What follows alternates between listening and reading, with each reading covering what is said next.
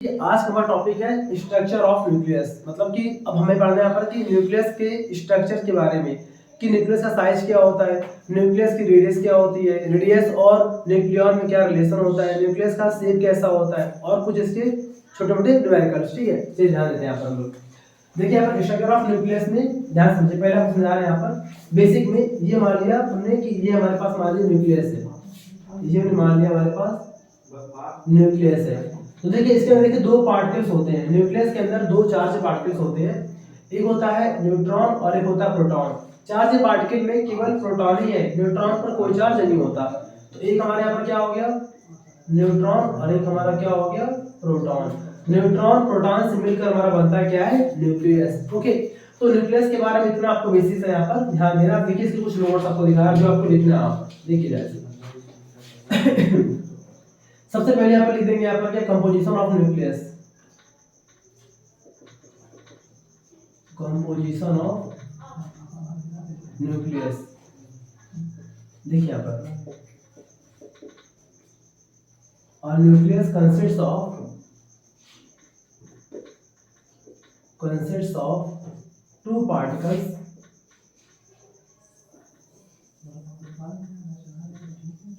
named neutron यानी कि N and proton यानी कि P। ओके, यहाँ दिखा दिया हमने कि न्यूक्लियस में दो यहाँ पर चार्ज पार्टिकल्स होते हैं, न्यूट्रॉन और प्रोटॉन। ठीक है, उसके बाद से यहाँ पर दिखा देंगे नेचर ऑफ न्यूट्रॉन। ये क्या होता है न्यूट्रल होता है, ये होता है न्यूट्रल। नाम ही से यहाँ पे लग रहा है इसका न्यूट्रल। मतलब यहाँ पर क्या इस पर कोई भी चार्ज नहीं होता, चार्ज लेस होता है। ठीक है न्यूट्रॉन। और इसके बाद से यहाँ पर दिखा देंगे हम लोग नेचर ऑफ प्रोटॉन। अगर हम इसकी बात करें तो ये कैसा होता है पॉजिटिव चार्ज। इस पर चार्ज कितना होता है पॉजिटिव चार्ज होता है, प्लस का चार्ज होता है। ठीक है यहाँ पर, और चार्ज कितना होता है प्लस 1.6 10 की पावर -19 कूलम। इतना पॉजिटिव चार्ज प्रोटॉन के ऊपर होता है। अब इसका मतलब क्या हुआ, इसका मतलब अगर हम यहाँ पर ये बात करें charge on nucleus, charge on nucleus, तो यहाँ पर क्या आएगा देखिए न्यूक्लियस का मतलब क्या। अब हम बात करें तो देखिए न्यूक्लियस के अंदर दो पार्टिकल्स हैं, एक न्यूट्रॉन है और एक क्या है प्रोटॉन। बात समझिएगा ध्यान से। न्यूट्रॉन पर कोई चार्ज है नहीं और इस पर कैसा है पॉजिटिव है, तो ओवरऑल क्या बन जाएगा पॉजिटिव। ठीक है ना, तो इसलिए बोलते हैं कि न्यूक्लियस पर चार्ज कैसा होता है पॉजिटिव चार्ज। ठीक है ना, यहाँ पर दिखा देंगे कि चार्ज ऑन न्यूक्लियस कैसा होता है, चार्ज इस पर पॉजिटिव चार्ज होता है। ठीक है ना, इसके बाद से यहाँ पर हम लोग अगला यहाँ पर देखेंगे है तो कंपोजिशन ऑफ न्यूक्लियस का टॉपिक। इसमें यहाँ पर देखेंगे हम लोग न्यूक्लियॉन्स क्या होते हैं। न्यूक्लियॉन्स देखिए यहाँ पर न्यूक्लियॉन्स क्या होते हैं कॉम्बिनेशन ऑफ, ध्यान दीजिएगा यहाँ पर combination of neutron and proton is called nucleons,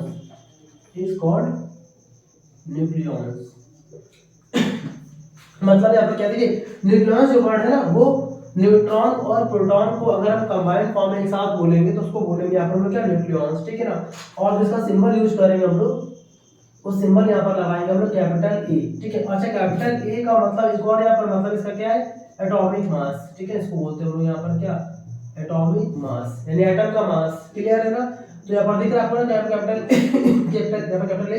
तो ये हमारा क्या है न्यूक्लियस का मतलब कैपिटल ए यहाँ पर सिंबल होगा और ए की यहाँ पर वैल्यू क्या होगी तो ए इक्वल टू हो जाएगा N+P। क्लियर ना, तो यहाँ पर देखिए न्यूक्लियस को ध्यान दीजिएगा और कंपोजिशन ऑफ न्यूक्लियस। अब इससे आगे देखिए ध्यान से यहाँ पर, अब इसके आगे में और देखना content volume of nucleus.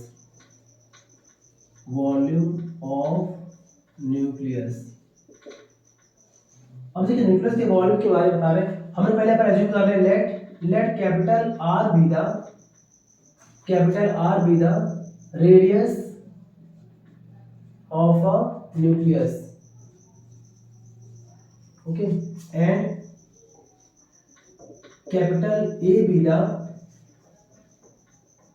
number of nucleons number of nucleons, या फिर इसको हम बोल सकते हैं यहाँ पर कैपिटल ए को यहाँ पर हमें कुछ और बोल सकते हैं, वो क्या है, एटॉमिक मास। एटॉमिक मास मतलब एटम का मास, ठीक है ना। तो देयरफॉर यहाँ पर क्या दिखा देंगे, volume of nucleus, volume of nucleus is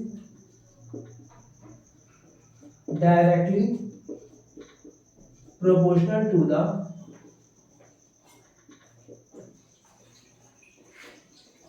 the atomic mass, okay, atomic mass का मतलब न्यूक्लियॉन्स।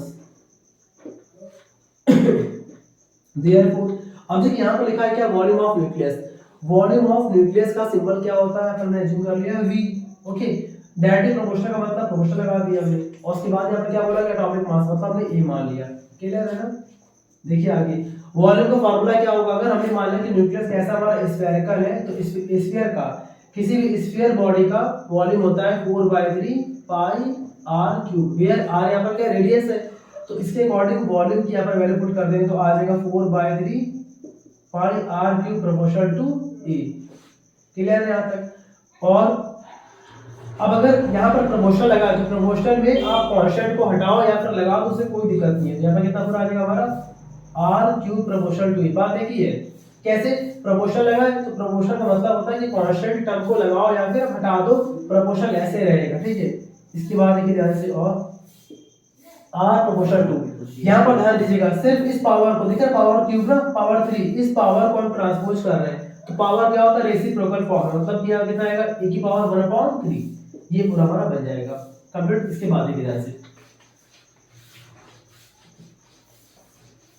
अब देखिए, अब इसके बाद यहाँ पर जैसे हम यहाँ पर करने वाले हैं r is equal to proportional के प्लेस पर अगर इज इक्वल टू का साइन लगाएंगे यहाँ पर, तो हमें राइट हैंड साइड लगाना पड़ता है कांस्टेंट, यहाँ पे आता है r नॉट e की पावर 1/3, ये बन गया पूरा फॉर्मूला हमारा। दिखा देंगे यहाँ पर हम लोग, where r not is a constant, ये क्या है यहाँ पर कांस्टेंट है, and its value is 1.2 10 की पावर -15 मीटर, ये इसकी वैल्यू होती है, ठीक है। इसको अलग से यहाँ लिख दिया, अपन अलग से लिख दे रहे हैं, r not is equal to होता है 1.2 10 की पावर -15 मीटर, ये पूरी इसकी वैल्यू आ गई कंप्लीट। ये पूरा आपका हो गया volume of nucleus.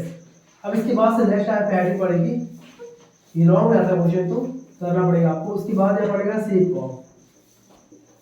Shape of nucleus. तो इसमें यहाँ पर क्या बोलेंगे, it is approximately 90% sphere in shape, ठीक है ना। इसका मतलब आप समझ गए होंगे कि अप्रोक्स लगभग ये 90% जो होता है इसका शेप कैसा होता है, स्फेरिकल होता है, किसका, न्यूक्लियस का। तो ये आपकी हेडिंग पड़ जाएगी शेप ऑफ न्यूक्लियस में, ठीक है। अब इसके बाद लास्ट यहाँ पर हेडिंग पड़ेगी हम लोग की डेंसिटी ऑफ न्यूक्लियस, ध्यान दीजिएगा, डेंसिटी ऑफ न्यूक्लियस। अच्छा, आमतौर पर देखिए यहाँ पर दिखा देंगे हम लोग, according to the formula of density का आपने पढ़ा फॉर्मूला, ठीक है। यहाँ पर देखिए मैं यहाँ पे लिख दे रहा हूँ, ऊपर लिख दे रहा हूँ, ठीक है।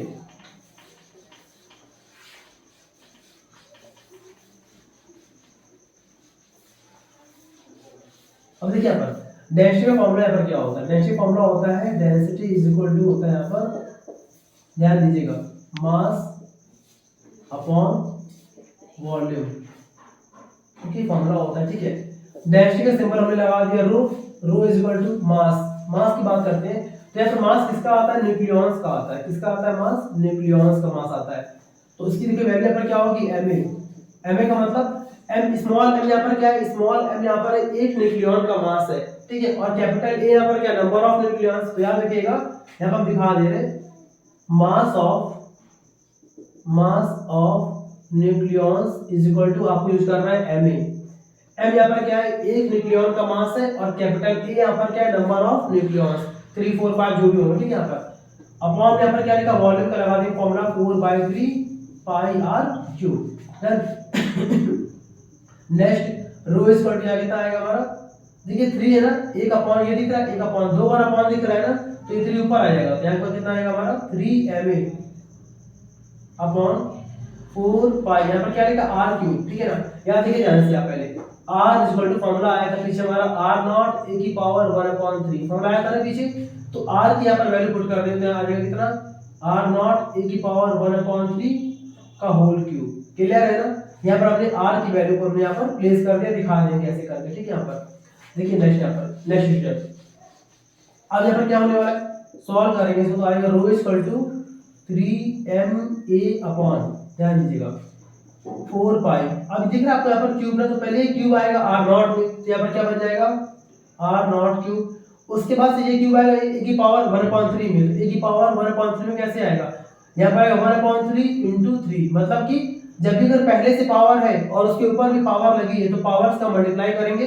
तो 1/3 का इंटू करेंगे 3 में, तो आंसर कितना आएगा 1 लगाए चाहे ना लगाए, मतलब दोनों से कट जाएगा, तो यहाँ पे ओवरऑल यहाँ पर खाली क्या बचेगा, सिर्फ a बचेगा यहाँ पर। क्लियर है ना, ठीक, ये पावर दोनों में इस्तेमाल करना है। इसके बाद से कितना आ गया, rho equal to 3m upon 4 pi r not cube, ये पूरा हमारा बन गया फॉर्मूला, ठीक है। यहाँ पर a से यहाँ पर कैंसिल आउट, ठीक है ना, तो ये पूरा हमारा आ गया स्ट्रक्चर ऑफ न्यूक्लियस का पूरा सॉल्यूशन। तो इसमें देखिए आपको जनरली यहाँ पर दिखाना है क्या है कि इसमें कौन कौन से पार्टिकल्स होते हैं, क्या है इसका शेप साइज होता है, ठीक है। इसके बाद से डेंसिटी का यहाँ पर डेरिवेशन, यहाँ पर ध्यान रखिएगा, जहां जहां पे आ रहा है आर नॉट ये कांस्टेंट, और जहां पे आ रहा है कैपिटल ए वो है नंबर ऑफ न्यूक्लियॉन्स। इसके बाद आपको मिलते हैं नेक्स्ट न्यूमेरिकल्स में। Thank you.